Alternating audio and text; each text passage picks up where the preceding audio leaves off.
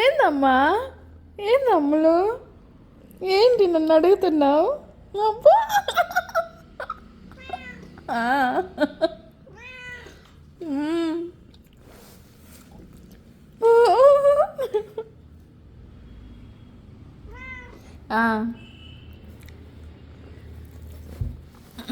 ఏందమ్మా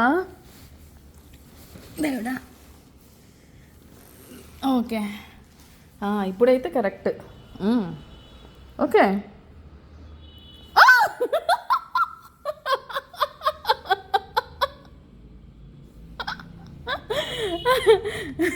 ఇప్పుడు దూకి దీన్ని పట్టుకు దూకిస్తుంది.